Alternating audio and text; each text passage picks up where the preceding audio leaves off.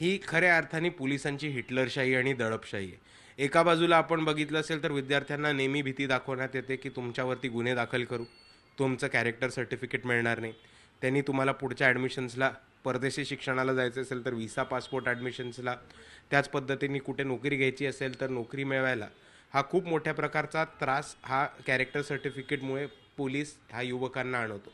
आणि त्याच्यामध्ये हा जो नवीन प्रकार आहे की तुमच्यावरती आम्ही अंमली पदार्थ वेगवेगळ्या गोष्टींच्या पुड्या तुमच्यावरती आम्ही प्लांट करू आणि मग तुम्हाला त्या गुन्ह्यामधनं आत टाकू, हा सरळ सरळ दडपशाही आणि पोलिसांची मगरुरी ह्याच्यामधनं दिसून येते.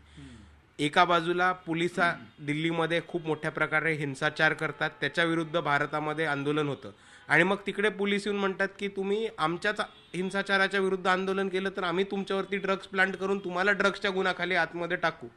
ह्याच्या मोठी काळीमा फासणारी घटना ह्या महाराष्ट्रामध्ये विद्यार्थ्यांना तरी बघायला नाही गेली.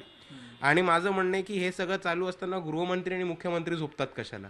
त्यांच्यापर्यंत हा व्हिडिओ पोचला असेल तर गृहमंत्री आणि मुख्यमंत्री महाराष्ट्राचं जे एकच आहेत त्यांनी याच्यावरती तातडीने ॲक्शन घेतली पाहिजे आणि त्या पोलिसांवरती कारवाई केली पाहिजे. आणि दुसऱ्या बाजूला जो व्हिडिओ व्हायरल होतोय, पोलीस डिपार्टमेंटनी स्वतः आयडेंटिफाय करून या पोलिसांवरती कारवाई केली पाहिजे, किंबहुना हे तरी सांगितलं पाहिजे की आमचा ह्याच्याशी संबंध नाही आणि डिस्टन्स केलं पाहिजे स्वतःला.